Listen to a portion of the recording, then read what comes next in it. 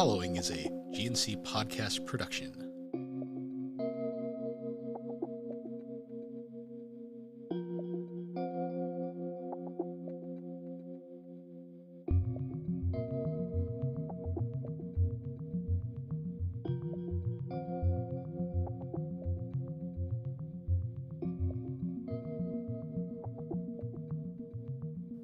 Welcome to Geek Addicts, a pop culture podcast.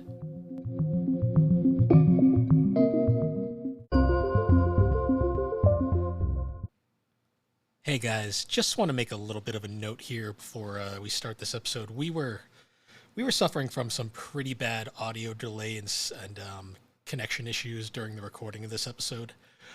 For the most part, I believe I got it edited to a degree that'll fix a lot of the awkward pauses and stuff. But just be aware we were going through a bit of a couple issues during the recording of this, so if the audio is a little rough, that's unfortunately on our end. Hopefully we have it fixed we got it fixed hopefully by the end of the episode, so hopefully going forward this won't happen again. Just want to give everyone a bit of a heads up. And now on with the episode. Hello and welcome to Geek Addicts, the pop culture podcast where we talk about whatever.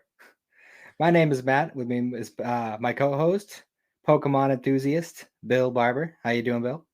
I'm honestly more of a Pokemon hater at this point. Now that I think about it. Yeah, well, I kind of goofed a little bit. I was gonna say Pokemon Master or like Gen 3 enthusiast, something. Gen 3 enthusiast. I hiccuped a little bit because the recording like counter in the top corner there. I was just gonna having a little bit of lagging issues right now. It's funny. This happened with all the Pokemon episodes we've done. But I was just gonna say, I didn't realize that. I was gonna say like Pokemon, like Ruby and Sapphire enthusiast. Yes, Pokemon enthusiast though, not so much anymore these days. There, yeah, I'm kind of in the same boat. I mean, I grew up playing Pokemon. I always loved Pokemon, but now I'm just kind of at a point where like I like the manga, and like every now and then I'll go back to some of the old ones, but like I'm not really interested in the new ones. Yeah, the manga has been a fun ride so far. Trying to get me to play the new games is like one of the hardest things. Like I kind of like Sword and Shield retrospectively now that I've been playing it again recently, but Violet and Scarlet are just I have no interest in. Sun and Moon actually killed my enthusiasm for the series for a long time. And if anything, I'm like Game Freak's biggest like hater these days. So yeah, I can't really blame you there. Yeah. So well, yeah, for me it's like there's so many JRPGs that I've missed over the years that it's like, okay, I could either catch up on all these huge critically acclaimed like super popular games that have been around for decades, or I could play another Pokemon game. Like, you know. Yeah, like I'll replay maybe like Emerald every now and then, or Black or White, or like even like the originals, but like I don't know, the new ones just do nothing for me. Understandable. So I was listening to the newest GNC episode earlier this week. It was when you guys were doing like manga artists and manga in general. Yep. And I at one point Alex says I don't remember which series or which manga she was talking about at the time, but at one point she meant like the way one of them draws hair. And I just felt the need I had to bring up a shout out to Takeshi Obata, the manga artist who did Death Note and Bakugan. The way that particular artist draws hair is like no other one I've ever seen. Like I know you haven't really cracked into the Death Note manga yet, but like it's insane like how much detail gets put into that.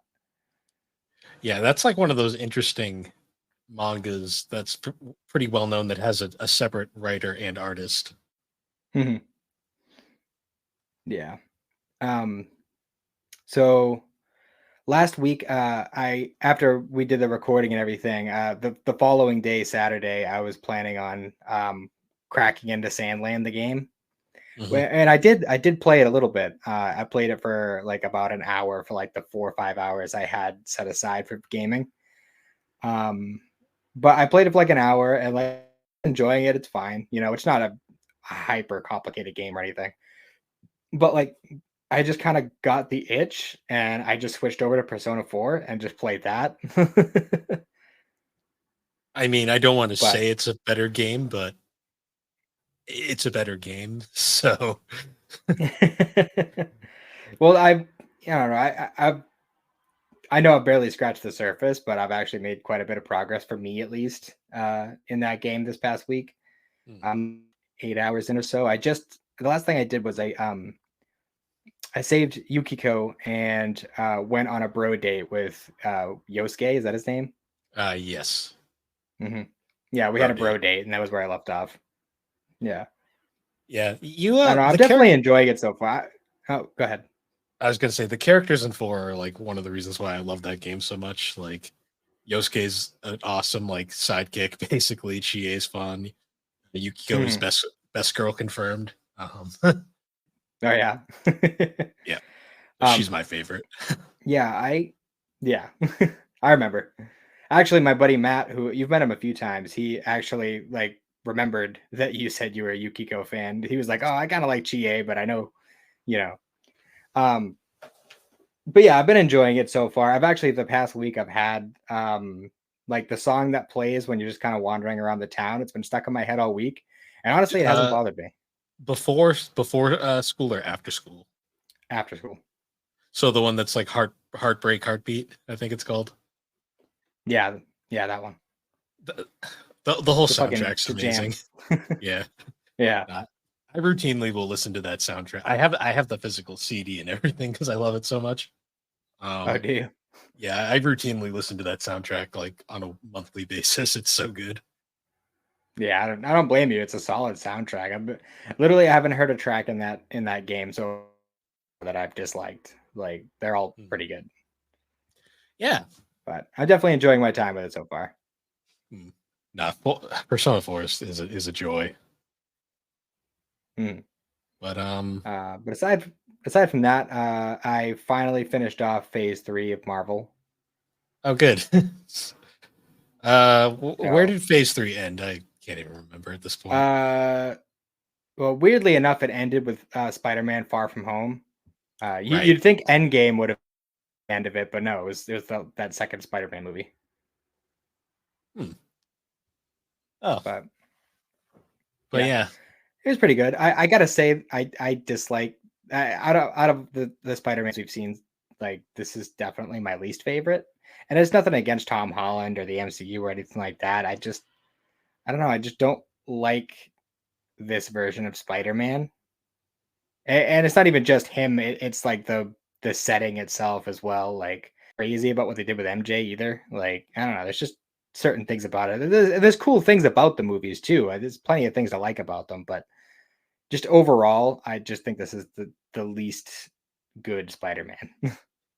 Yeah, the Spider-Man's been kind of a mess for a long time now. Even in like the mainline comics, they just don't know what to do with the guy. I swear sometimes.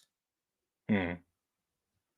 But that's cool. I haven't watched a Marvel movie in probably a year. Like I'm so done with superhero movies at this point. Understandable. It was kind of a thing for me though, where it's just like, all right, I either got to buckle down and do it now, or I'm never gonna do it. And like, Hmm. while it wouldn't break my heart to never have watched all the Marvel movies, it was still kind of one of those things, especially now that like, I'm part of a pop culture podcast, and they got to at least watch them once. Like, Yeah. Uh yeah, I have no interest in watching any of the Phase 4 movies though. So, well, the new Spider-Man movie is part of Phase 4, so I mean, I'm probably gonna jump into it. But plus, true. I've really enjoyed the Thor movies. That's one thing. Like, if I was just gonna like cut out every other movie, I would definitely just have the Thor movies on their own because they're all very enjoyable for me, at least. That's fair. Um, I but am yeah, kind of interested in the new Superman movie that's coming out. I didn't know there was a new one coming out.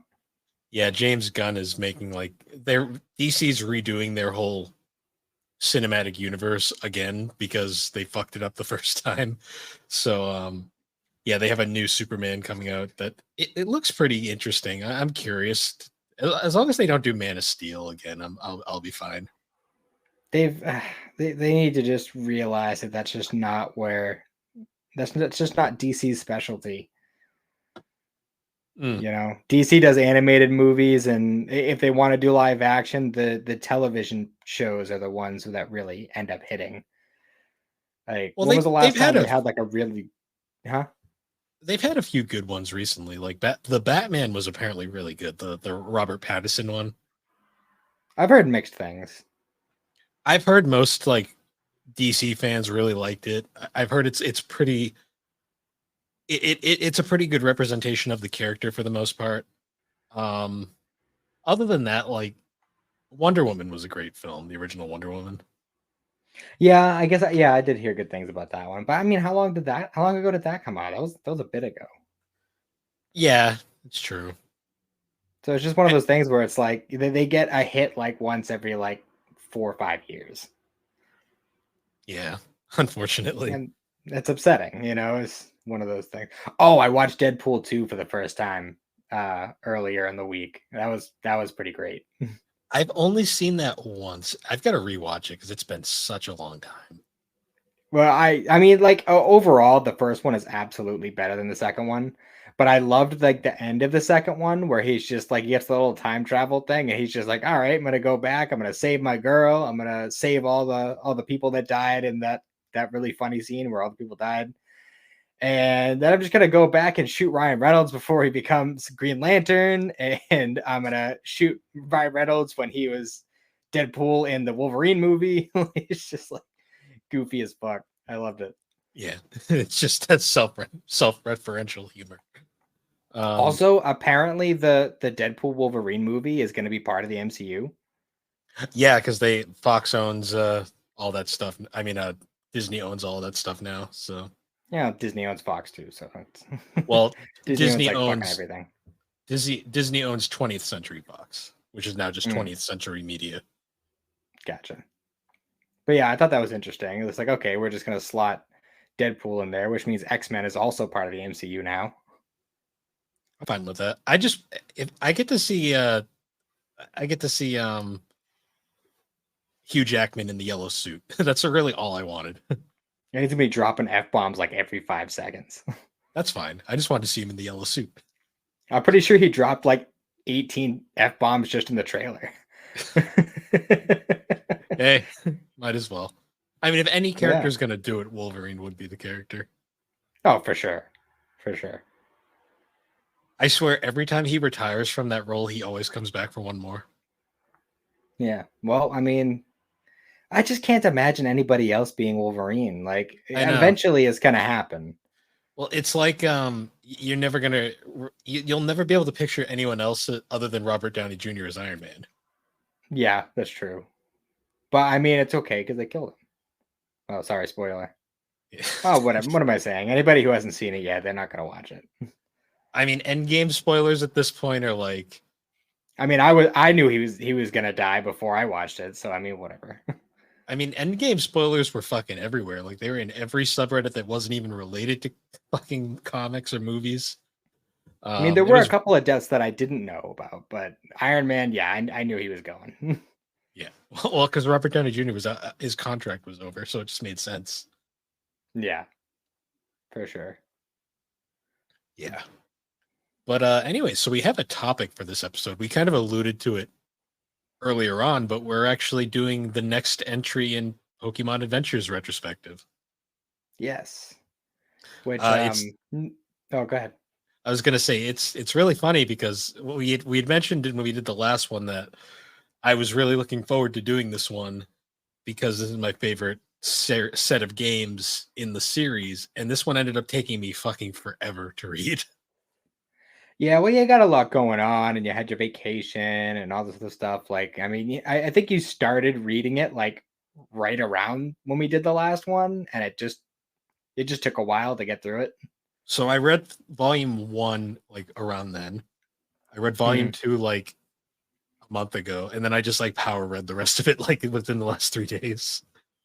Yeah, well, I mean, that's the thing with like the Pokemon ones. I think it works really well if you just kind of binge read an arc. Yeah, honestly, especially in this case, because this one, until literally the last page of the arc, is pretty standalone and like has very little to do with the previous storylines. Mhm. So that was very interesting right off the bat.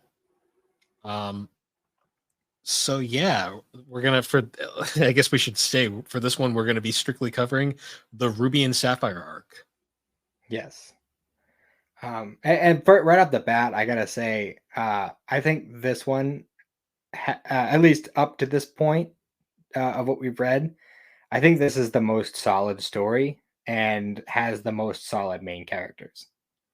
I'd agree, to a degree. Um, Story wise, I it is definitely the most like right on to the games for the most part. Like Mhm. it essentially follows the plot of Pokemon Ruby and Sapphire and Emerald, even though it's kind of funny because there's an Emerald arc later that we'll be getting to. Which Um, has it's so unrelated to like the I know story of the because games. because Like, they cover the Emerald stuff in the Ruby and Sapphire arc, and I was really confused by that for a minute. But see, without going into too much detail, the setting of the Emerald arc is the Battle Frontier. So it pretty much entirely takes place uh, at the Battle Frontier. That's what that is. gotcha. Um, but yeah, like story wise, it's probably the closest to the actual games that we've had so far. Mhm. Um, and character wise, it's kind of an interesting subversion because the characters are basically what they are in the games, but they kind of they subvert the status quo in a pretty big way. I'd like to say Mhm. because the status quo for these characters, so their game counterparts are Brandon and May, and everybody knows May because she was in the anime for like 4 seasons. Um, Although in the anime she was Norman's daughter, which isn't what they went with in the manga. They went with it more if you're playing as Brandon, so she is Professor Birch's daughter this time around, Mhm. which actually makes more sense just visually because they look more like each other. Yeah, same with Ruby and Norman. Yes. Yeah, we should probably bring that up. Character names for this one is Brandon is Ruby and May is Sapphire. Uh because they have to name everyone after the games in these in the manga. Well, to be honest, I kind of like that. You know, I don't know, like the like super Americanized names and stuff with like Brandon and May and I mean Wally's still just Wally, but See, I um thought Wally was going to be Emerald, but apparently there's an Emerald later on. So yeah, and it's a yeah, I don't know. I won't we'll, get into it, but it's a we'll fucking get to bizarre it. character design. We'll get to it eventually. We'll get to it. Not in the well, actually. Are we going Yeah, to it do will be Fire Red the Leaf Green and Emerald together? Because Emerald is pretty short. um I mean, it's all part of the same like box set. We could tackle each arc separately if you prefer, but that's Uh, totally up for debate. we'll we'll keep that up in the air. It depends on how long it takes me to get through Fire Red and Leaf Green. Yeah, Um, for that reason alone, it might be better to do individual arcs, but we'll figure that out later. okay. Um, Um, yeah, but so it's really funny to me because as much as I love like Gen 3, the characters kind of get a bit of an infamous reputation for being some of the blandest in the games. Like people refer to Brandon as Blandon because he is one of the probably least remarkable protagonists in the games. Speaking mm, strictly the games, yeah. um, it's more the world that kind of brings you into Gen 3. In Mhm. Pokemon Adventures, I I will say first off, I was not expecting the main character to have daddy issues. No, I one of the first notes I wrote down when I was reading through this the first time is that Ruby has Boruto syndrome. He's got it hard. Yeah, except it's like even well, no, actually, no. Ruby's is more believable than Boruto's. I'll say because we Yeah. found out later what actually happened, but you kind of get it with Ruby. Um, Mhm. And I will say the biggest departure for Ruby this time around is he is rather than the traditional May, who is the contest freak in the games. This time around, they made Ruby the contest fanatic, Yeah, which he's like a super pretty boy. He's like obsessed with contests. He's got the daddy issues. He's got like the whole package going on. like his opening appearance in the series is literally he's riding in the back of the moving truck like in the games, but like they showcase him. And he looks all serious. He's got like these glasses on, and he looks like he's doing something really important. And then they cut away, and it's him giving his Skitty like a hat. He was knitting Yeah. a hat, and it's like, Yep. oh, and he completely Yeah. just ignores his mom, who's trying to move into the house. Yeah, He's she's like, "Oh, the truck got stuck in the mud. Can you help us out?" And it's like, "No, I'm not letting like, my Pokemon get all muddy." yeah, Ruby. I'm not gonna lie. Like first reading, I was like, I don't really like this guy very much. He Um, grows on you. he That's does. one thing. That's one thing I'll say about this, and I think part of it is because there's only two main characters, and we stick with them pretty much throughout the whole thing, as opposed to like earlier arcs where we'd have like three, even four main characters or more, and Hell, in the end of Gold and Silver, there's like 8, and you're like, yeah, what we the would split up fuck? our time between them. This gives them all plenty of time to develop. Yeah, I know. But because there's only two main characters in this one, it gives them both plenty of time to develop, and Yes, it's a huge boon to this particular story arc. they're also both very entwined because we'll Hmm. eventually encounter Sapphire, who Sapphire is the most drastic departure from her game counterpart. Um, Oh, by far.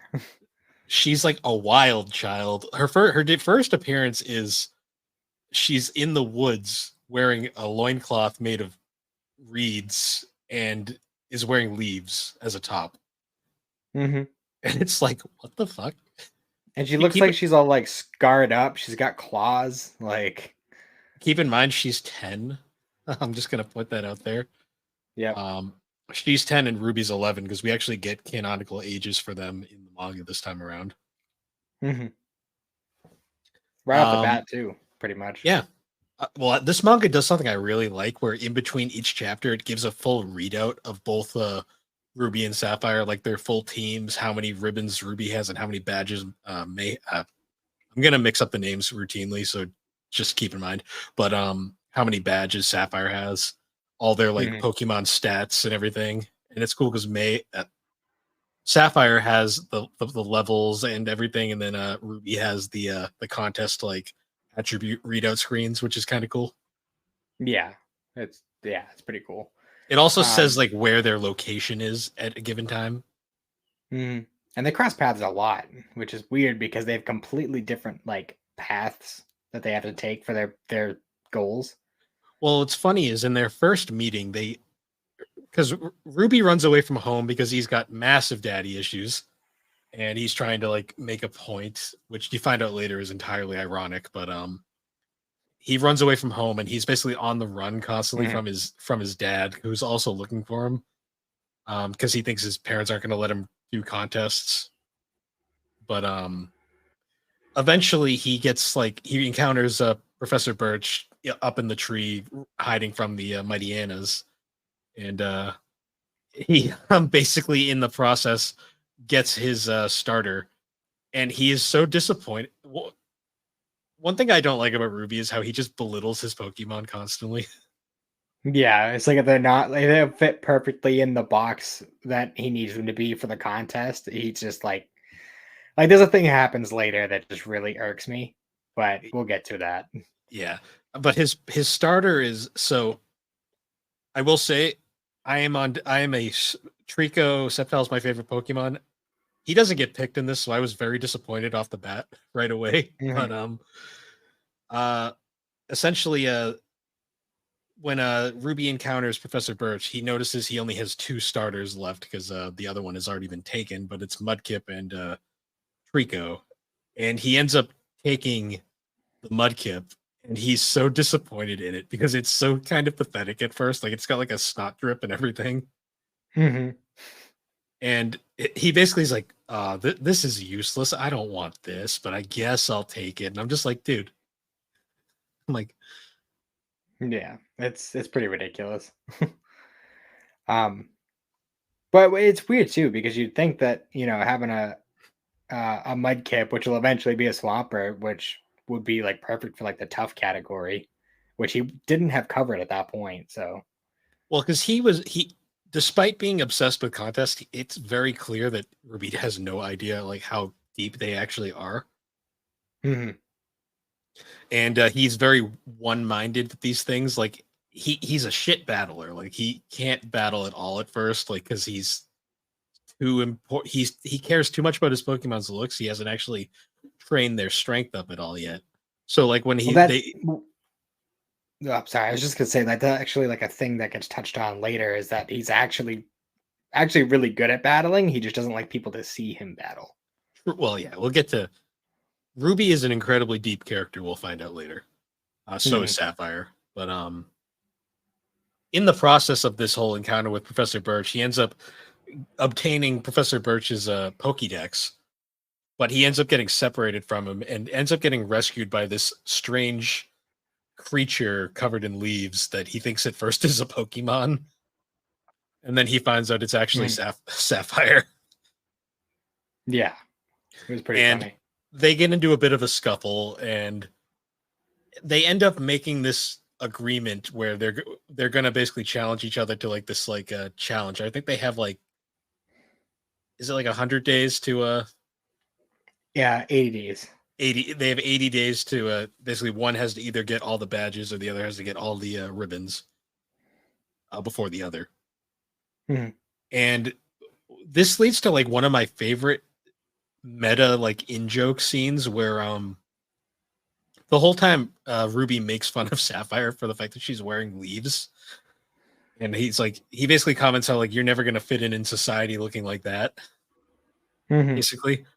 So when she's asleep, he ends up altering like a set of his clothes to fit her, and that's actually a really interesting in joke because it explains why May and uh, Brandon's clothes look so similar in the games. Mhm. But And actually, I love how oh, sorry. This lag is killing us. yeah, But I was gonna say it's actually a really funny joke that they make when she wakes up and she finds the clothes and she's like, "How did he get my measurements?" yeah, She's like, yeah. She's like, did he get my measurements while I was sleeping? "Yeah, Um, she's 10, by the way. I just want to put that out there. Oh, granted, he's 11 though, but it's still weird. Um, hmm, yeah. Also, this is I swear is Katsuka's weird sense of humor with his writing. I swear sometimes. hmm, Um, Also, while we're on that, we should comment on Yamamoto's art. I think he has improved significantly in this volume. Well, this arc compared to the the Gold and Silver Crystal arc. yeah." I think this is kind of where he finds his footing and kind of figures out like the kind of style he wants to go with going forward. He still really likes to draw the ladies, though, particularly one part of their anatomy. He's a butt guy. He really is. I swear it's like a fetish. I swear it's a fetish at this point. Hey, Um, well, you know what? Yeah, yeah, I mean, yeah, there's the fact that they're 10 and 11, but like, I also understand being a butt guy. So, I mean, they're 10 and 11, but I don't buy it with that art. Not at all. no, Um, no. because it's like he goes from Crystal, who wears spandex the entire time, to Sapphire, who also wears spandex the entire time for the most part. And it's like the Mhm, amount of close-up shots. I'm just like, Jesus. I'm like, dude. I'm like, you gotta stop a little bit here. mhm. There was another. I know we're jumping around a little bit, but there's another scene later on where she does basically the same thing that Crystal did in the previous arc, where she just kind of like tears her clothes off right in front of somebody, and she's just like, "No," She, like, she does it like 4 times. Like it's yeah, ridiculous. it's like Jesus Um, Christ. it's like this manga is weird. This manga's got a really. I mean, it's not this. I'll say this arc is not as blatant with it as like the previous ones were, but there is a few moments. I didn't have a what the fuck moment this time around. I will say. Mhm.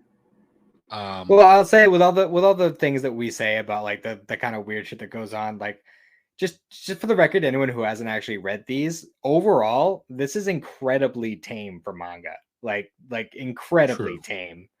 So like yeah, but we'll make our little comments and stuff, but like it's really not that bad. Like well, it's played up for laughs. There's nothing like really lewd or anything in it, but it's just like one of those like you're reading it, you're just like, what the fuck, Pokemon? Like well, that's the thing. It's tame for manga standards. For Pokemon standards, it's like, what the hell is going yeah, on here? Like for sure. Pokemon Adventures is like the weird like cousin of like the main series that is just completely off the rails. For real. Um Um, going on though with the series. So what I find interesting is the way they kind of handle progression through this arc is essentially you'll have a chapter that kind of follows Ruby where he's slowly gaining Pokemon and starting to like train his team for contests, and then it will switch over to Sapphire, who is progressively getting her team ready for gym battles, essentially. mhm. Yeah. And there's kind of a cool moment where like Sapphire gets to the first gym, and it's Roxanne, and the gyms in the manga all have weird gimmicks to them. And Mhm. for Roxanne's gym, she makes all of them take like a written test before they can fight her. And it's kind of funny because like Mhm. Sapphire comes off as like rock stupid at first, but she's actually really smart. She just doesn't know how she doesn't understand words. Um, Yeah. so she ends up like acing the test, and Roxanne is so perplexed that she just kind of is like, "All right, let's do the battle." And Sapphire ends up using her knowledge of Pokemon and like stuff that she got from her father, essentially, to trick Roxanne into basically she wins the battle by like using like magnetism of nose pass. Um, Mhm. which I thought was a really cool idea. Um, it's also really funny because like the badges have completely gone back to just being badges, not like the weird shit that was going on in the original arc. Yeah, well, I think that's part of like the general setup of this arc. I think that's a direct result of the way the games changed. Because the original first two sets of games with red, blue, gold, and silver, like yeah, they had stories, but like they were kind of vague stories. Hmm. Whereas from Ruby Sapphire onward, they have a very specific story. Like this is the villain. This is what he's trying to do. This is his motivation. Like everything before that was just Team Rocket. We're gonna get we're gonna get the power. We're gonna get the money. Then we're gonna get the bitches. Like it's pretty much like Team Rocket's whole thing. But like you got Team Magma and Team Aqua that have like actual goals. Like the leaders have actual goals. Everybody has like their own motivations, their own thing that drives them. And I think Yeah, that's part of the reason why this story is so coherent compared to the other ones is because the the bones of it already existed in the game. true. That's very true. Um, it's also really funny too because like this series also continues to do the thing where like they'll show the Pokédex all the time, and it'll use like in-game like footage. It'll actually use like the Pokemon screenshots from um from the uh from the actual games to give like the Pokemon descriptions, which is really cool. Mhm. We also get a lot of Ruby's like development. Like he really gains like a repertoire with his like Pokemon. Like his Skitty and his Poochyena end up evolving like super quick. Like after this, Mhm. and he also like he gains like a new respect for his Mudkip that he kind of like gains over time because he realizes the Mudkip is actually pretty useful. Yeah. And when the Mudkip evolves into Marshtomp, he's like, "Oh, sweet! Like you caught up with your friends." Yeah. We skipped over Wally. Oh yeah, we did. Poor Wally. He's so fucking forgettable in the game, and he's kind of forgettable in the manga as well. Um, For real. so I like the fact that in the manga they kind of changed it up where rather than like you basically have to catch his first Pokemon for him, he actually gets loaned one of Ruby's Pokemon because Ruby has Ralts at the beginning as well, and he loans it off to Wally basically as a Pokemon guy, like basically just a temporary thing for him to have. But then they end up getting separated like really quickly after that. Yeah, it's a really fun twist on the whole like Wally's starter was essentially a Ralts in the games, and it was just a really fun twist to be like, oh no, that was actually Ruby's Ralts that he just ended up with because they got separated Yeah, and and they never had an opportunity to give it back. yeah, and it's like it's interesting too because like Wally Wally is literally the least interesting rival in like the entire series just because he literally during the game he literally appears twice.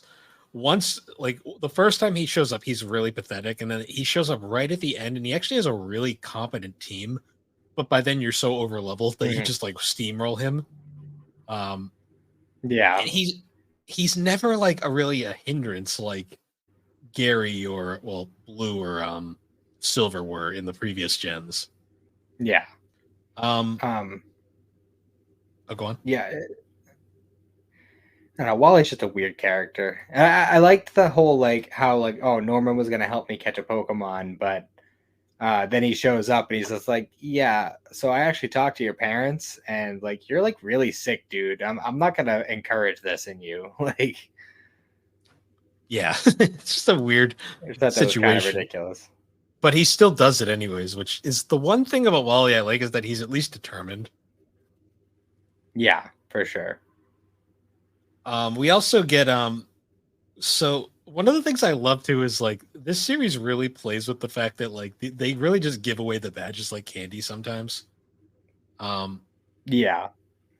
because in the process after Sapphire defeats Roxanne and gets the first badge, he then summons a whale lord out of the sea and uses that as her transportation to the uh the island so she can face the next gym leader. And it's really funny because like throughout their adventure, like Ruby and Sapphire will run into each other, and their literal reaction every time they run into each other is they just go, "You." Mm-hmm. And it's Yeah. fun I will because say, goddamn. Um, yeah, I was gonna say that Sapphire, like, yeah, she gets the badges like pretty easily throughout, but like unlike the previous arcs, the like she's actually winning battles to get them. It's not just kind of like, oh hey, I like you, here's a badge, you know. well, they actually play with that because the third gym leader well, God, I forget his name. The one that like is like the jolly guy with the beard. Oh, Watson. Watson literally gives away badges just for fun.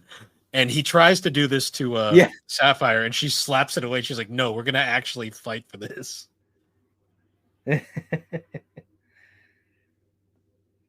I thought that was an interesting twist on it. Oh, we also forgot to mention they make fun of the fact that Ruby's hat is the dumbest hat of like any trainer in the series.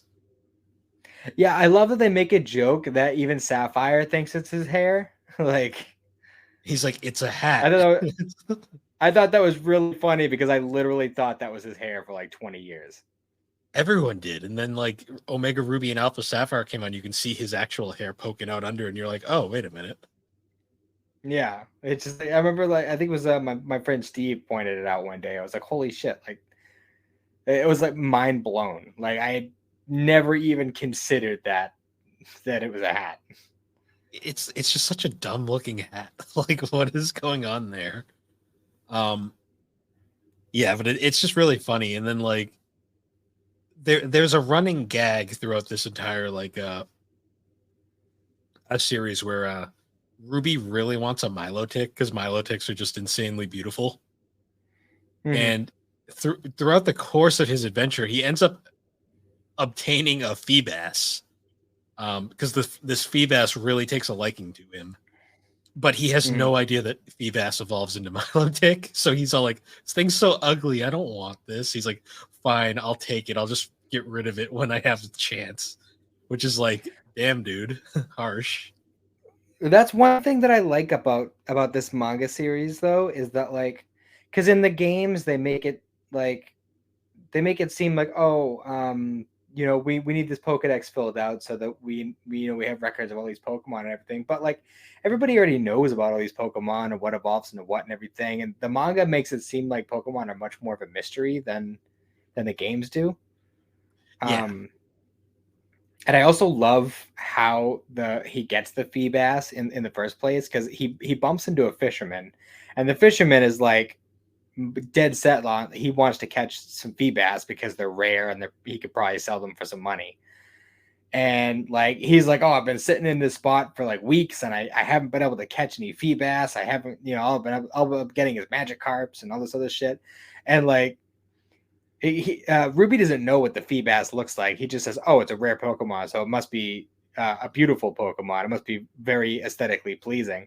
So, like, he catches the Feebas and he goes, "That's ugly. That's probably not it." He throws it back, and he literally catches the same Feebas like 20 times after throwing it back each time before it finally like he realizes what it is. And it's just like the goofiest running joke in that little like one page of panels. yeah. It's funny too because like the whole joke is like he doesn't want the Feebas because he thinks it's ugly. Meanwhile, the Feebas is literally like the Gen 3 version of like Magikarp, where it's like, yeah, it doesn't look special, but it evolves into something amazing. Mm-hmm. But of course, he has no idea, so he's all like, "This thing's ugly. I don't want it." Yeah, but Um, then he ends up taking it in because he's like, "Oh, if I can win the beauty contest with this ugly piece of shit, then that'll just show how skilled I am." yeah, he's like he thinks about it in such a backwards way, but it makes sense in context at the time. Also, that fisherman Yeah, becomes such like a pretty significant character throughout this arc, which is kind of funny. I feel like there's always that one fisherman throughout each of the arcs that we've had where he's just like a super important dude, but he still has no name. It's just always just the fisherman. See, this guy is significant though because he straight up is just wearing a speedo the entire time, Hmm. and it's very distracting. Yeah, well. um, so trying to think. Where did we leave off? Did Sapphire fight Brawly? Is that where we Yeah, left off? she finished. She beat Brawley, and she also beat Watson and got his badges. Oh, yeah. Oh, and out the new Mauville or Mauville, that was bizarre. Yeah, it's like this giant underground like amusement park or whatever. Yeah, it's just bizarre. Yeah, really weird. Um, so I think around this time is where we start to really kind of like, because we've kind of like seen bits and pieces of the two main antagonist groups of this arc. Mhm. But I think around this time is when they really start kind of, because we haven't really talked about any of them yet. Yeah, Team Um, Aqua and how, Team how do you how Magma. do you feel about? Oh, go Um, ahead. Team Aqua and Team Magma were really interesting to me. Like they're an interesting dynamic in the games themselves because it's like the only time we had two teams who basically had these two very wildly different extremist like views and like desires for the world. And Mhm. the manga handles it pretty well. I still think Archie and who's the fire guy? I can never remember his name. Um, Maxi. Yeah, Archie and Maxie, they're kind of the same one-dimensional, just kind of extremists that they were in the games. What Yeah. makes this interesting is the side character, like side members of Aqua and Magma. They have some surprisingly deep personalities, and they interact with the main two like frequently throughout the story. Mhm. Also, I gotta say, the one time we actually have a character in a series that I'm into named Matt, and he's just a total like pushover. Yeah, that happened. Well, I mean, I was the guy that got turned into a fucking Pokemon hybrid in the last arc, so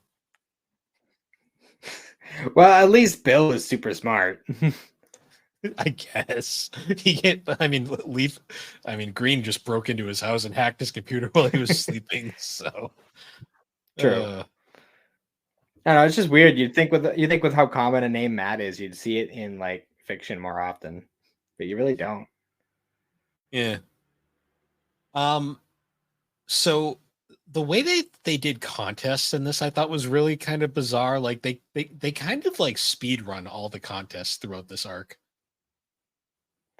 Yeah, you don't really see too much of them, like with like the specific. Yes.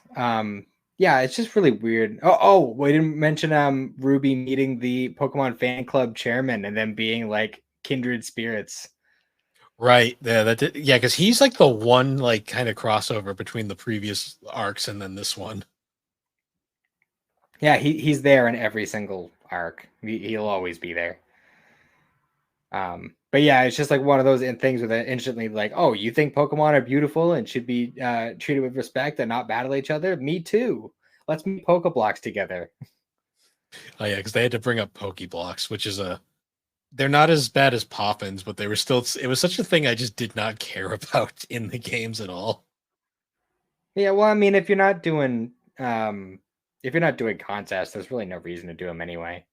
Yeah, I never did contests. Period, just because I could never. I just could never be bothered. I messed with them a lot when I was a kid, just because it was like, oh, it's a fun new little mini game that we can do, and you know, just kind of like an alternate course from gym badges. So like, I don't know, just for shits and giggles, I did it. And I think I did it a little bit when I played Omega Ruby, but I mean, it's not a super important part of the game. It's not something I prioritize by any means. You just don't get anything for it, really. That's like my whole reason why I was kind of like just I didn't care. Yeah. Um, but yeah, so they do the whole Pokeblock thing, and then they get kidnapped by what was it? It's Team Magma, right? Team Magma I believe so. kidnaps them. Yeah, Ruby interacts with Magma for the most part, and Sapphire reacts with Aqua more. Right, right, because Sapphire was there for the whole volcano incident, and yeah, Sapphire thought that Magma was the good guys because Flannery teamed up with Magma to try and like reignite the volcano later on. Yeah, that was interesting. That's also where like Sapphire and Flannery had their whole like kind of like bonding moment before they actually fought for their gym badge. Yeah, which they did naked. Yeah, that happened because they were in the They were in a hot hot spring spring. because we needed a Yeah, hot spring moment for this just so yeah, they had Sapphire could the. Sapphire could take her clothes off again. Yeah, right. It's fucking God, it's so bizarre sometimes. Also, I think Flannery's like a lot older, Um, which just makes it weirder. Well, I guess Japan culture is different. But well, I think she's supposed to be like 16 or 17. Like, so she's definitely supposed to be young, at least for a yeah, gym leader. true. She's still on the older Um, side though, as compared to the 10-year-old Sapphire. yeah, that's true. Um, so we haven't really talked too much about the specifics of like are there any of the Magma or Aqua members that stood out to you specifically? So I know for Magma in particular, there was the female one that really gets like close with Ruby. I think her name's Courtney, I believe it was. Mhm. Um and her whole Yeah. backstory is kind of interesting because you find out she was actually a regular trainer originally who was into contests before like everything just kind of went bad for her. Mhm. Yeah, and I like how the Magma guys all have like their own little gimmicks. Yeah. They're Like pretty entertaining. yeah, like Courtney, like she would make like these like little like juice concoctions out of like berries and stuff. Hmm. And she would have like she would make like a sticky paste or whatever with them, or she would like coat her gloves in like I guess like hot sauce or something, and then like just like slap people in the face with it, get it in their eyes. Yeah. Um, So it was very bizarre. and there's the other guy, I forget his name. He did like weird illusions with like this. He had like a special lighter that caused illusions. It was weird, but it was kind of cool. Mm. Yeah, there was cool stuff like that. It's really interesting to me that like the actual like team members were more interesting than the leaders this time around. Yeah, for sure. I feel like more effort was put into characterizing the magma guys and the aqua guys, though. Yeah, the aqua there was like one aqua character that I think was kind of significant, but other than that, they really didn't do much. Was it Tabitha? I think so. I think she was the only one that really mattered. Tabitha was a man. It Then I don't know was the who I'm big one. talking about. I don't know who I'm talking about anymore. Um, that shows how little they mattered. No, I'm with you, man. That threw me off the first time I was reading it. I was like, wait a minute. Yeah, that shows just how little they mattered. Yeah. Um, yeah. So I'm thinking about it now. Like, we should probably get into the whole backstory behind Norman and why Ruby is the way he is. Mm-hmm. Because I think this would have been around the time when they had their little showdown at the like Weather Whether, Institute place.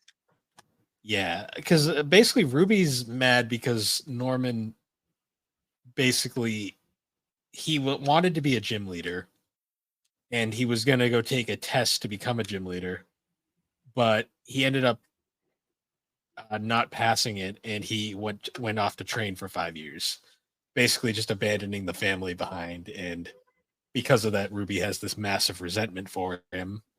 But Mm-hmm. at the same time, we also find out that like because Ruby was impatient and just kind of fucked off like the second he got into the house, he didn't read his birthday card, which actually had a message from his dad saying that was going to let him go off and do contests.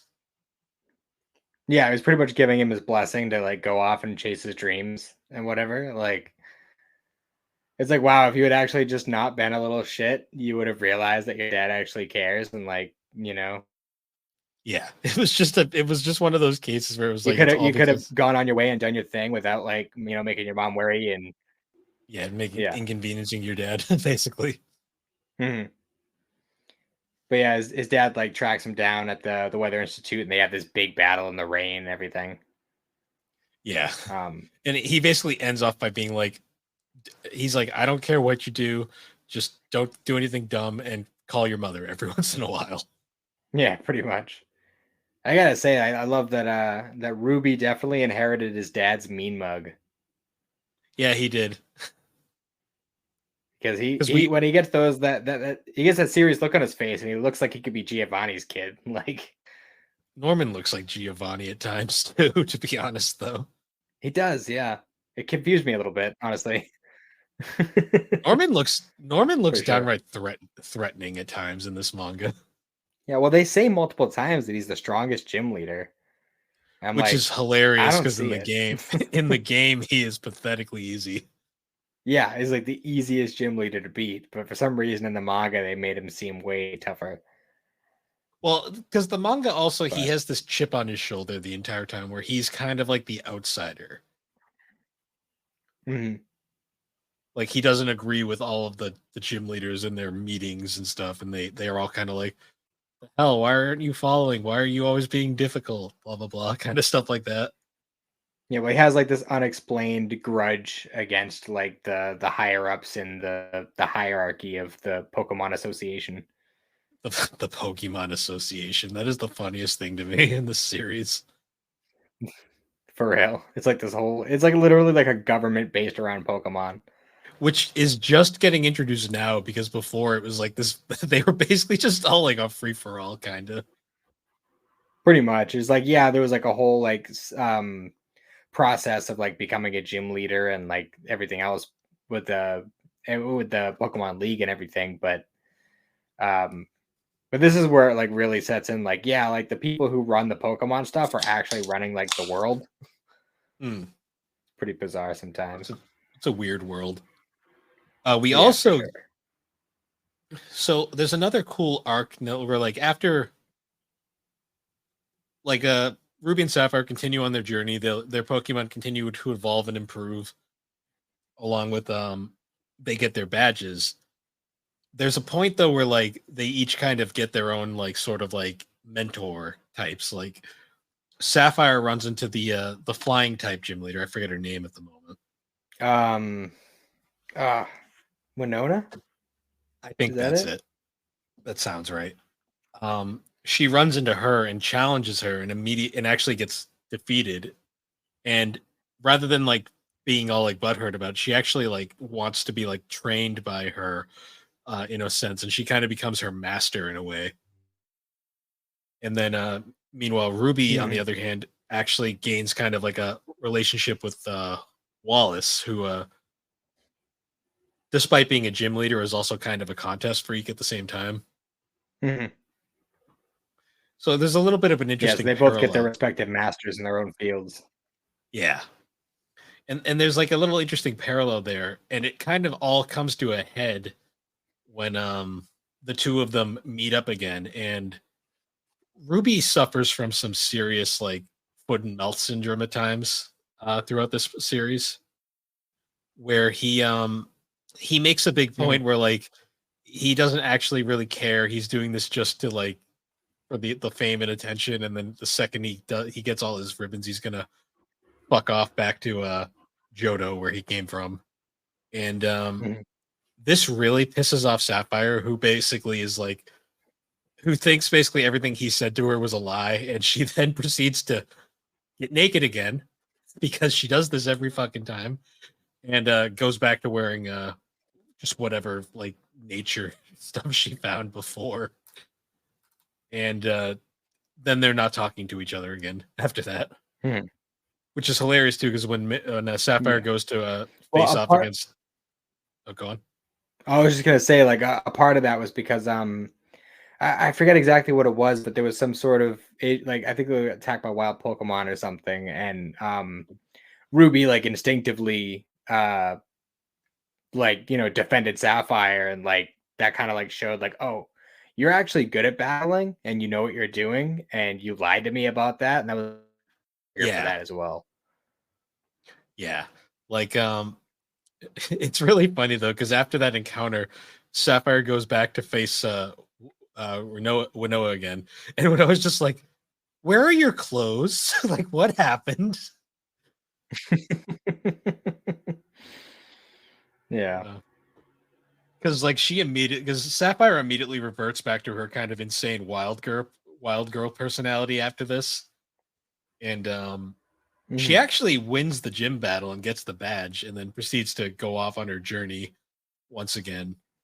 Meanwhile, Ruby kind of starts going through some heroic reflecting, I guess you could say. Yeah. Um, I guess you could call it that because they end up back at a sleep port, where they discover that everything's all fucked up over there, and Yeah, Ruby just kind of like goes and does a contest there, even though everyone's like gone, the whole place is flooded, everything's all messed up, yeah, and he Ruby's like got weird supposedly priorities. yeah. And he like he goes he signs up for this contest where there are no other contestants because there's more important things going on. And Wallace kind of just shows up just to like, put him down and kind of like, you know, hold up the mirror and be like, look what you're doing, dude. And this is the big part where, you know, any negative feelings you have about Ruby really come to a head because he like flips the fuck out on his Feebas, like it's his Feebas's fault that he lost, and it hurts its feelings so bad that it leaves him, It and like runs off. Yeah, obviously, yeah, it runs away, and obviously, like he pretty much instantly regrets doing that, and like runs out to try and find it. Um, but like at that point, the damage is done. Like you chased him off, and your own shitty personality just kind of came around to bite you in the ass, and it was a big character growth moment for him. true. And it kind of opens your eyes too, because like he names all of his Pokemon. Like the nicknaming thing is here, and he gives them all affectionate nicknames. And he gave the Mhm. Feebas a nickname. Like he cared that much. It was just like he just like had like that one like lapse back into his like shitty personality, and it was like that was enough to really kind of wake him up to like, yeah, this is not the way to go. And I think part of the reason why he had that like kind of just breaking point where he snapped, I think the confrontation he had with Sapphire was a big part of that because as we find out later, there's a reason why he doesn't like to show that he can battle. Yes. Um, and I think the fact that his hand was forced into it at that point in front of somebody that he cared about, actually specifically her. Um, I think that kind of put him over the edge a little bit and made him like extremely like susceptible to lapsing into that kind of shitty attitude. Yeah. He is very similar to Bardo the more you think about it now, which is really funny to me. Yeah, I pretty much like this time reading it through because I think the first time I read through this, I hadn't read any of Boruto or caught up with Boruto in any way. And during this reread, I really was picking up on like, yeah, this is really just proto Boruto, like because this obviously happened way before This Boruto predates was a thing. Bardo by a long time. Yeah, um, but yeah, I just found it really even honestly like the kind of the way they dress too is even similar. Yeah, because Ruby is very flashy. Like, Mhm. what's interesting though is after this the game the story then kind of transitions to like they start really getting into the whole Groudon and Kyogre fight, basically the world, the end of the world shit that happened in game. Yeah. And this is where Ruby kind of has his like reflection moment where he's going to be a better person going forward. And to symbolize that, he changes outfits. Now he's wearing his emerald outfit, Hmm. and he actually runs into Sapphire, and he doesn't really apologize, but his way of apologizing is he makes her a new set of clothes, Yeah. And which is her emerald outfit as well. it was kind of like a whole symbolism thing because earlier when they had their big argument or whatever, Sapphire was like, "Oh, like you said that I would look good in the clothes you made for me, and that made me feel really happy, and that's why I wore them." And blah blah blah blah. So I think him saying that was kind of like a way of being like, let's kind of bury the hatchet and work through this. Yeah, it's just really funny that she has this whole deep emotional thing over like the fact that he said she looked nice in clothes, and I'm the whole time I'm thinking you're thinking like she's 10. Like what Yeah, 10-year-old has thoughts like this? That's why I don't yeah. buy the age. I don't buy the ages all the time, but yeah. Well, I think that they're kind of like forced to have like each new set of new main characters be around like between 10 and 12, but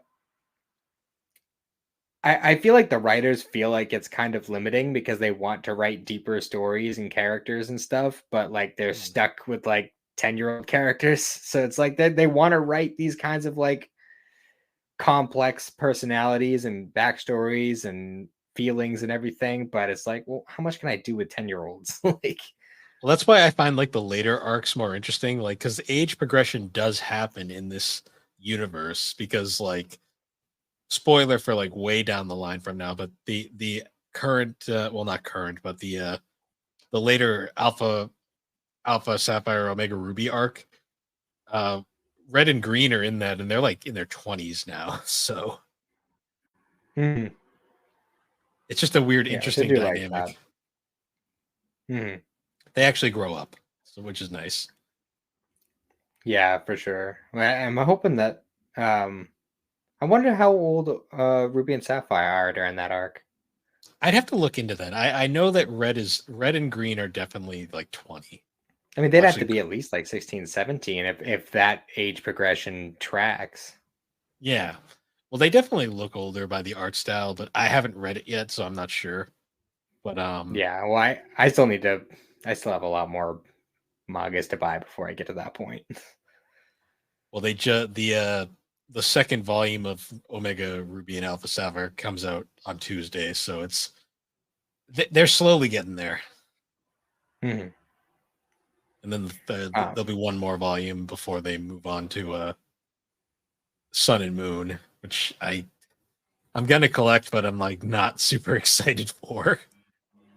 I mean, to be fair, if the arcs that we've read so far are any indication, that'll probably be the best version of Sun and Moon we're ever gonna get. So That's fair. I mean, supposedly X and Y is the best version of X and Y out there. So mhm.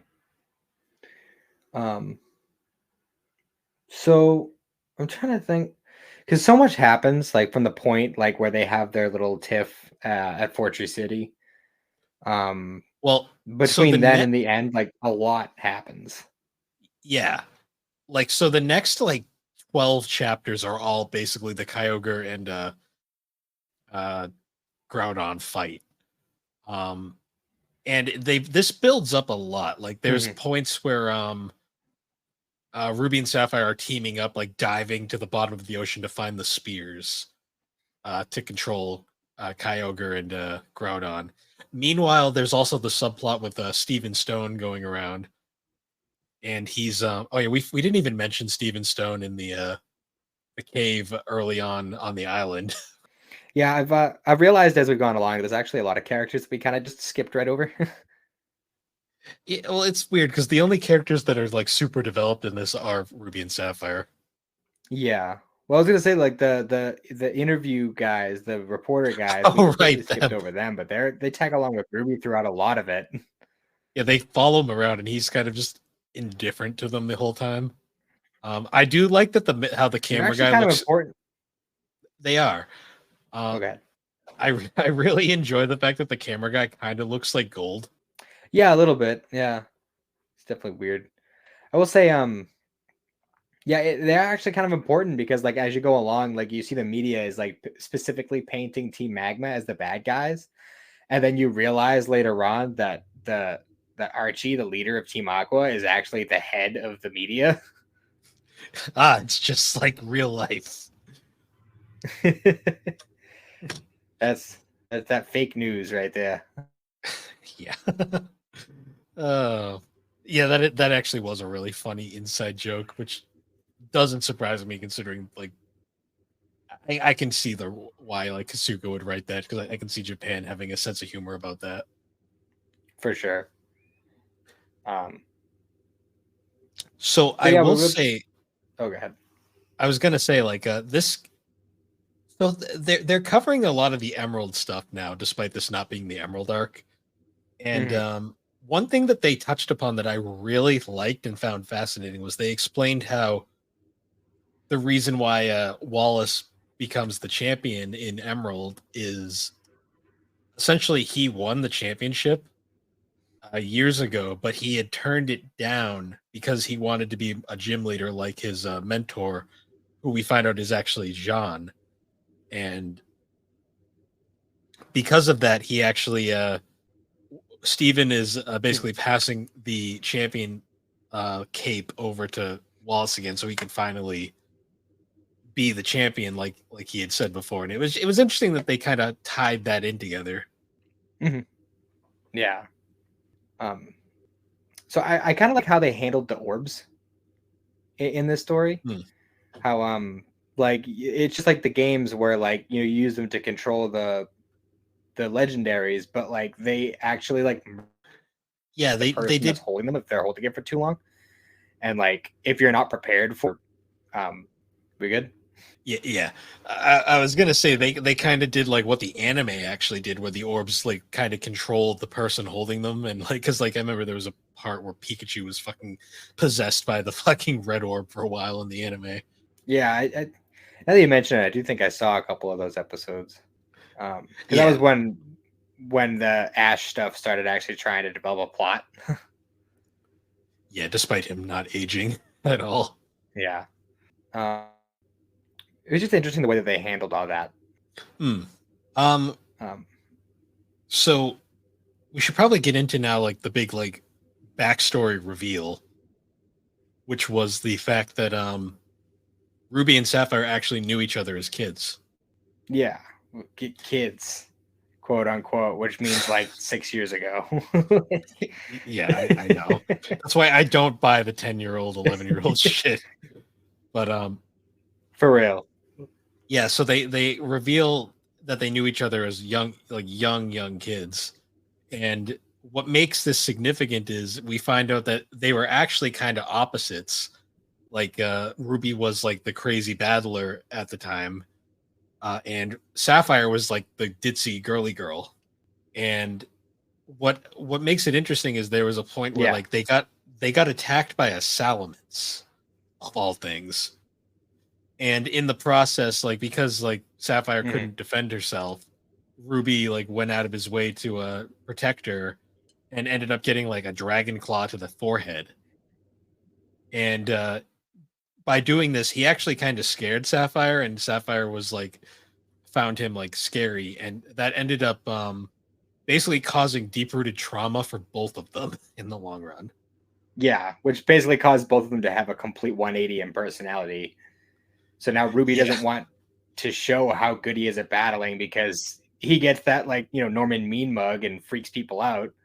And Sapphire is all traumatized because she's like, well, my got really hurt and I hurt his feelings in the process because I wasn't able to defend myself. So I need to get stronger. Hmm. Yeah, it was an interesting like twist on that dynamic. We also then find out the reason why Norman was training for 5 years was because that incident was actually related to another incident where apparently the Pokemon Association was like hoarding Rayquaza to do tests on it, and in the process that Rayquaza got out and the Salamence got loose, which led to the Salamence attacking the two of them. But also because of this, Norman couldn't take his Mhm. gym leader test, and because he technically let the Rayquaza out, he was forced to basically hunt the thing down for 5 years and be separated from his family. Mhm. Uh, Which means this that the whole Norman being away thing and all of Ruby's resentment towards that is actually kind of his fault. in a way. Um, and the sad part is too. We actually forgot to mention this earlier, but at one point, all the gym leaders have a meeting, and they're debating who would they rather side with, Team Aqua or Team Magma. And the whole thing is like debating, and they're all kind of taking sides. And then Norman, being Norman, is like, I'm not picking either side. This is dumb. They're both evil. Technical difficulties. I lost Matt. Sorry about that. We had a bit of a technical snafu there, but we're back. I So think we got it fixed now. We'll see, but this one's going to be an editing nightmare, but that's fine. I'm not doing anything tomorrow. Um, but yeah, um, so we were talking about the gym leader summit where all the gym leaders were kind of deciding whether they wanted to side with Team Magma or Team Aqua, and Norman being the basically having issues with the Pokemon Association as a whole, essentially where it was like, I'm not taking a side. That's dumb. They're both obviously evil. yeah, he was the only one showing any real like initiative and any real like critical thinking. Like, no, they're both obviously up to some shit. Like, Even Roxanne, who is supposedly the smart one, was completely buying into the shit. yeah, I feel like Wallace kind of understood, but you're kind of forcing his hand to pick a side, so he's just like, all right, shit, like I guess I'll pick a side. Yeah, well, Wallace is. It's been implied that like being a gym leader is very important to him, and he doesn't want to jeopardize that at all. Hmm. Because eventually, like the whole battle is going on with all the two legendaries, and then like there's a whole bunch of plot threads kind of going on here. Like it's really funny. Like there's a series of chapters which are literally dedicated to the battle between Kyogre and Groudon, Hmm. and then suddenly Ruby and Sapphire get teleported to this like weird like grassy area, and Yeah, it's it's the uh Mirage Island, right? yes, and Jean and the twins are there, and essentially he kind of has to teach them about double battling. Hmm. So then Sapphire can face off against the twins to get her next gym badges. Hmm. Um, I thought this was a cool little arc because it really showed the character development between the two of them was improving a lot. Yeah, and like while that's going on, we also have Norman's finally training Wally because Wally just randomly showed up again. Wally in his Um, weird bondage mask, which he had for some reason.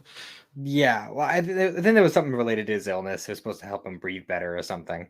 You know, I forgot he was Um, sick. I forgot he was sick. But, that's wait, like his own character trait. poor Wally. Um, yeah, but yeah, he actually has a competent team. Actually, Norman gives him a Flygon. Yeah, just straight up Flygon. It's like, here. But like he's training him at the Sky Pillar to so they could work together to get Rayquaza. But then also meanwhile, we have the Elite Four who are working together with Wallace and Steven to awaken the Reggies to try and um, keep the battle between the two big legendaries contained. Like we get all these different like plot threads that are coming together at the same time.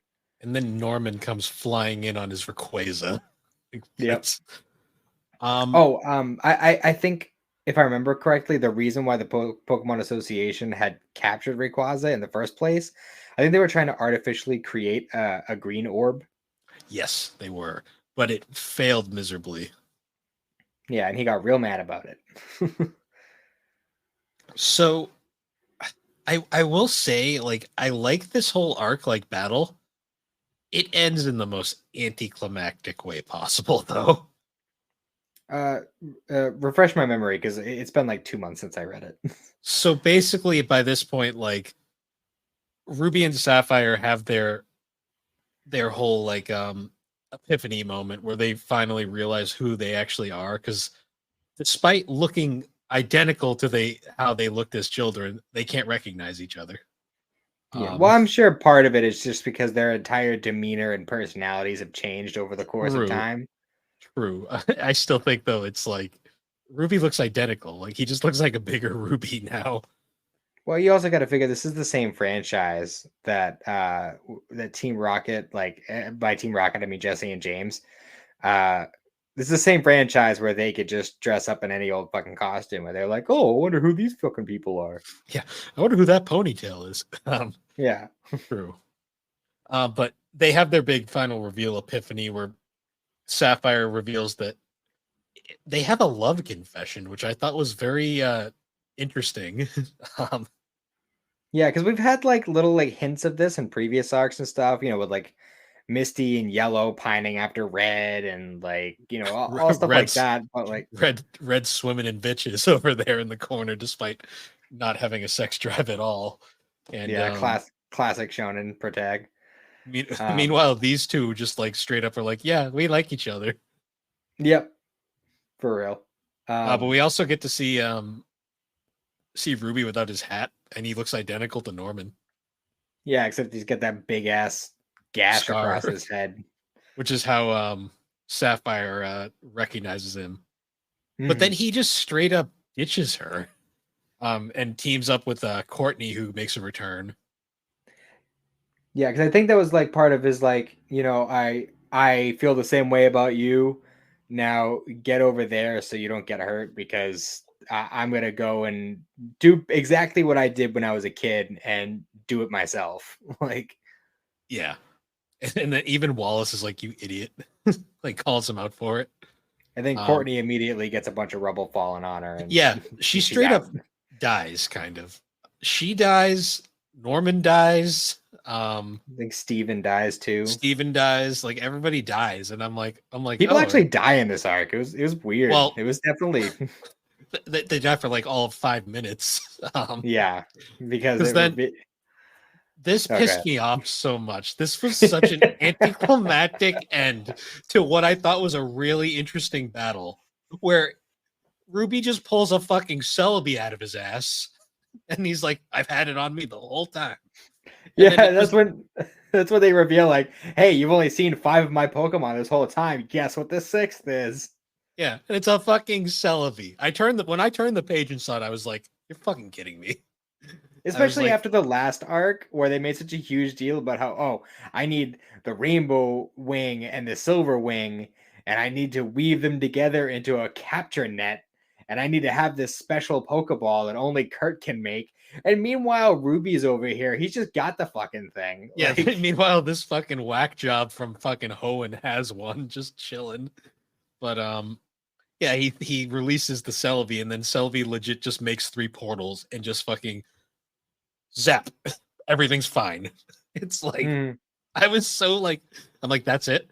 Like that's the conclusion to our fucking battle here. yeah, But it's pretty ridiculous. it was a fun ride up to that point. That is my one gripe I have with this entire arc is that ending. I just thought was so fucking lazy. Well, I think it just got to a point where he kind of wrote himself in the corner. He's just like, Oh, fuck. he did. I didn't know how he was going to explain all of that because he killed Norman. I'm like, how is Sapphire going to get her last badge? Hmm. Um, and then this pissed me off too. They go to their final thing, and it's like, oh, Sapphire's got 1 badge left, and Ruby's got one last set of fucking ribbons he's got to collect. You turn a page, and they just have them. I'm like, we didn't even get to see it. I'm like, really? Well, I mean, at least in well, I don't know, in true Pokemon Adventures fashion, I'm sure Norman was just like, "Hey, you did good, kid. Here's a badge." Well, apparently the way it's explained is like it was a really hard fight, but because he was injured, she assumes that's why she won, Hmm. And which I guess fair. technically, Ruby had already earned that last ribbon, but Wallace was just kind of hanging on to it for him. Well, no, he had another row below that. Oh, did he? Yeah, there was one final row, like the Master Cups, I guess. Oh, okay. Well, yeah, they kind of like really downplayed the contests and stuff. Which I mean, Well, like, yeah, it's like we said before, oh, they're not like particularly interesting, but we forgot to talk about Fifi came back. oh yeah, that's right. Yeah, a lot happened in that last like volume and a half. Like, there's a shit ton of things happened. That I will say, Fifi's return was probably the most emotional scene in that entire in this entire story. Oh, like way more emotional than the whole love confession thing. The love confession was just 2 10-year-olds confessing their love for each other. It was like, yeah, okay, cool. And then just Um, proceed to be awkward 10-year-olds. yeah. Well, no, 11-year-olds by the end. That's right, because Oh yeah, that's true. Because the 80 Sapphire's days. birthday happens. Yeah. But yeah, Fifi comes back and gets hurt by Archie, and both Archie and Maxie make fun of it, being like, "What an ugly piece of shit Pokemon! Who would love that thing?" And then Ruby basically like has a complete turnaround and basically makes the whole point about how much he appreciates Fifi and how she's beautiful on the inside, not it's not the outside that matters, Mhm. which is a reference to the fact that Milotic needs beauty points to evolve. It's like one of the weirdest evolutions in all of Pokemon. Yeah, you have to max out Feebas's beauty stat to get it to evolve into a melodic. Yes. And then it evolves right there, and then he finally has that realization where he's like, "You are the Pokemon I've been searching for this entire time." Hmm. Classic. And then it's implied that he basically steamrolled all the last competitions because he had a Milotic, Hmm.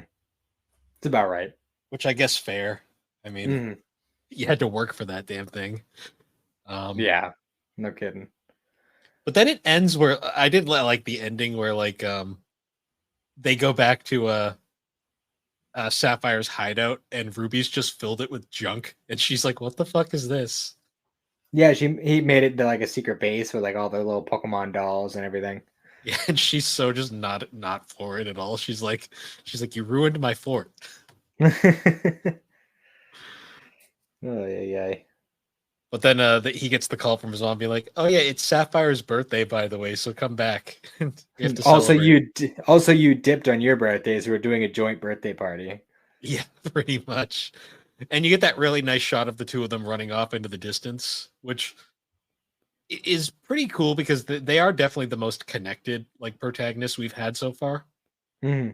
For sure. But then we get the stinger at the end where Giovanni returns, and he's basically got the remains of the 2 orbs, which have reverted into shiny stones. Yeah, they like shattered during the whole battle and everything, and he's collecting up the pieces. Mm. And it's interesting because then it's basically like leaves a stinger. It's like, we're going back to the original cast next arc. Hmm. Well, And the next arc is going to be the big congregation. Like, oh, we're going to get all the main characters together now. Oh my god, it's gonna be everywhere because I like Kasuka's writing, but my god, his sense of like tone is not tone. His sense of like character like focus is so all over the place sometimes. Yeah. Well, I will say this is the time where he actually got it right. Okay. Um, I'd say all things considered, Ruby Sapphire is easily the best written, even despite the ending. Um. So I have very fond memories of Black and White. So I'm curious once we get back to once we eventually get to Black and White, how that's going to stand up.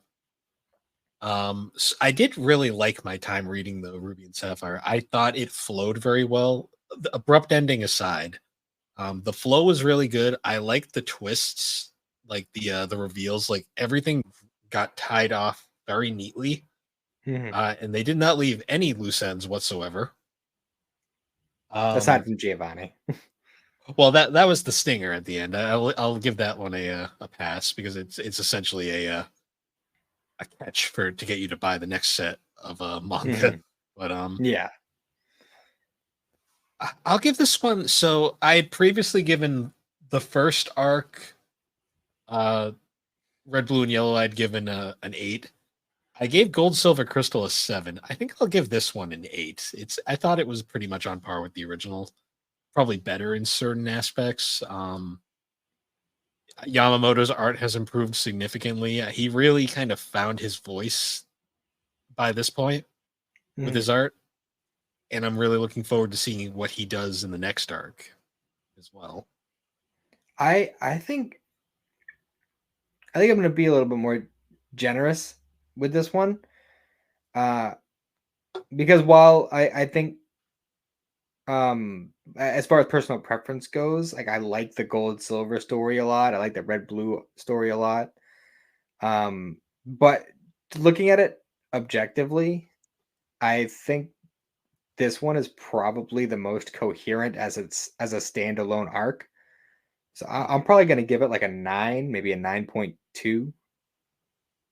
Like probably it's definitely in the higher, like especially if I'm looking at it as just a Pokemon arc and not just like an overall rating for manga in general. Like if I'm rating it in terms of like how well this compares to the other Pokemon arcs that I've read, this one's definitely like top tier. Like they do such a good job of taking what's in the game and embellishing them and making them so much more, giving the characters real development. Because you start out not really liking Ruby, like, and I No, think not he's at written all. he's written very purposefully in that way. Like you he doesn't want you to like him at the beginning, but like as you go along, you start to see more and more of what he really is on the inside, and as he goes through more and more trials, he starts to show like who he really is until he finally like has that moment when he loses Fifi, and that's like his big turning point where he's like, no, this is what I have to do, like this is what's right, I can't be a selfish little shit anymore. Hmm. And he like really comes around and really becomes a whole character from that point onward. And that's something you haven't really seen up to this point in No, any of the because arcs. honestly, yeah, Ruby and Sapphire are two of are the most developed protagonists we've had so far. Because like, as much as I really like red, blue, green, yellow, crystal, gold, and silver, um, aside from crystal, they're all pretty one note to a degree. Like they have their gimmicks and like their little kind of personality quirks, and they kind of stick in that bubble.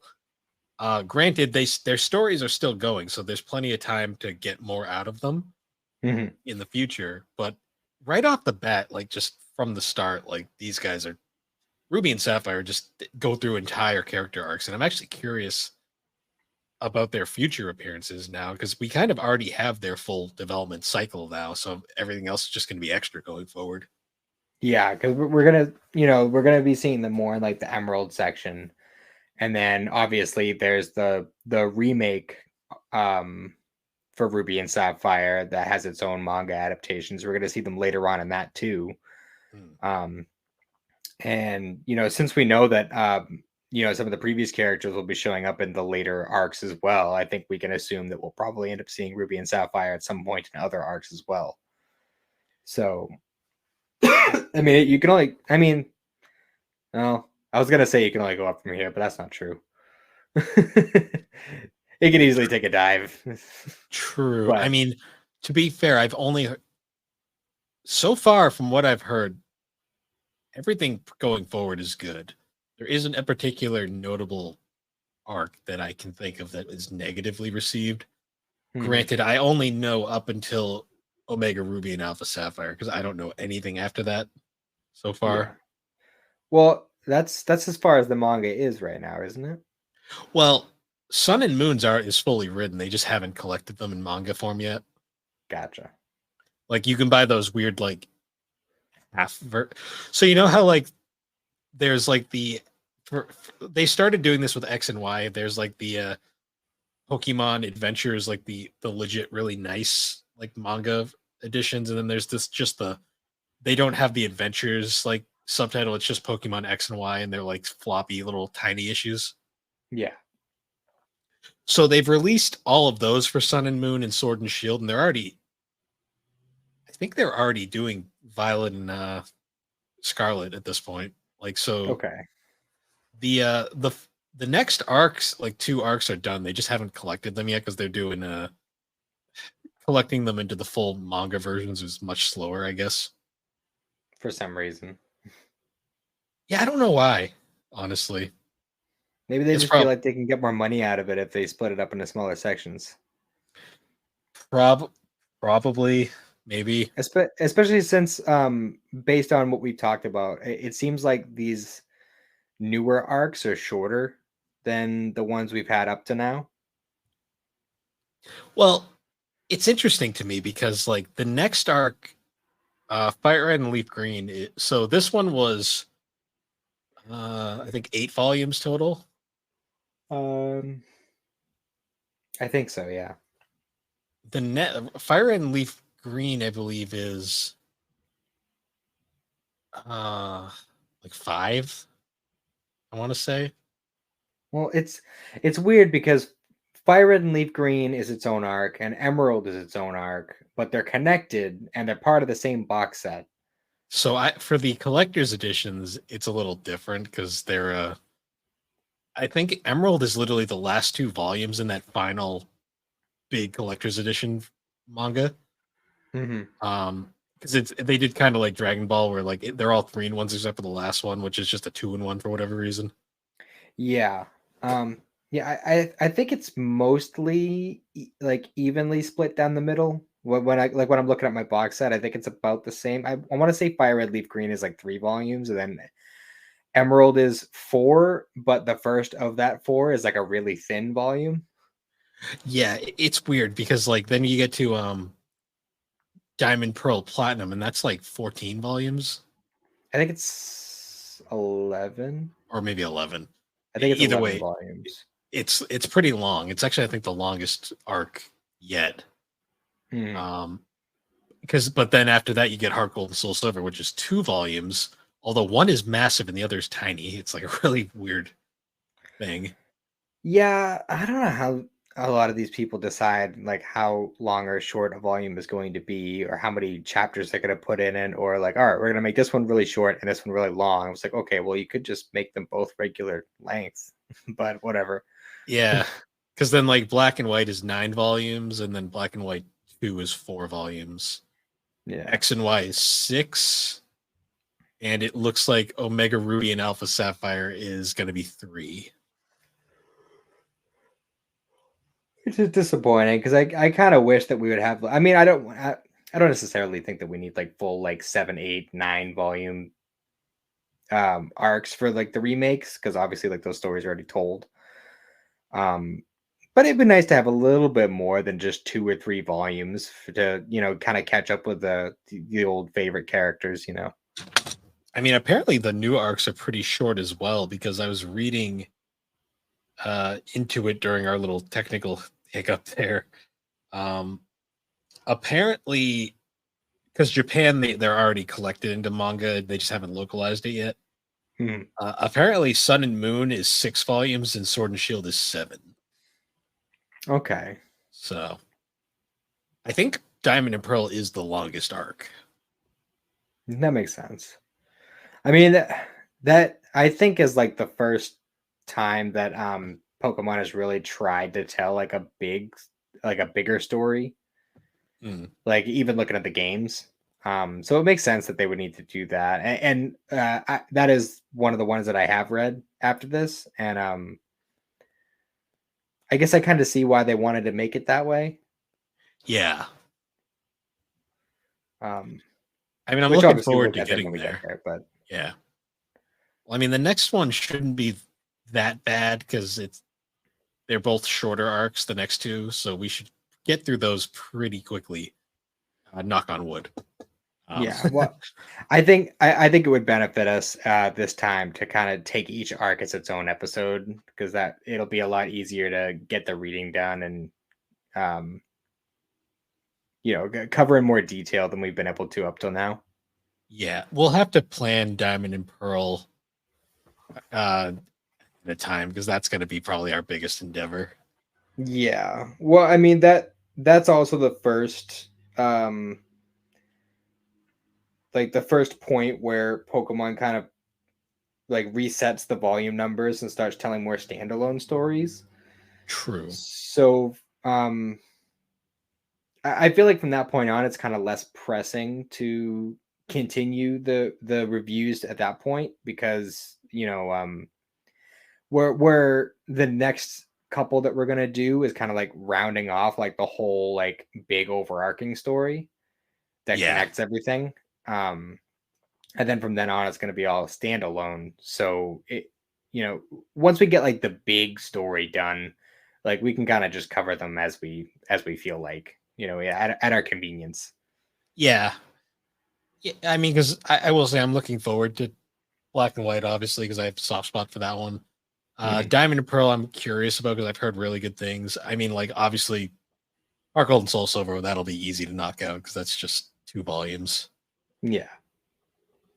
Um, yeah. I apologize for our technical difficulties in this episode. I feel bad for you, Bill, because this one is going to be a little bit more difficult to edit. Yeah, I'm going to probably do that tomorrow at some point in the day. Yeah. And it is a little upsetting because I was looking forward to doing this episode, and I feel like it kind of got thrown off the rails a lot because of our the constant glitching and everything, and then it all cut out and everything. But Yeah. Thankfully, the way the pause feature works is there's not going to be a huge gap there at all. But yeah, I'll try to edit the gaps out and hopefully it'll at least flow decently. yeah, But yeah. So once again, guys, thanks for joining us on Geek Addicts. You can find Geek Addicts in its own feed now on all the podcasting platforms, particularly Apple Podcasts and Spotify. We are also on YouTube with video and audio versions of the podcast. And you can also find all of our links at linktree/the Barber Who Games. And you could also come join us at the GNC Podcast Network Discord server to find all things gaming collecting, the 3DO experience, Geek Addicts, talk gaming, anime, or just general nonsense. And with that, everybody, we'll see you all later. have a good one.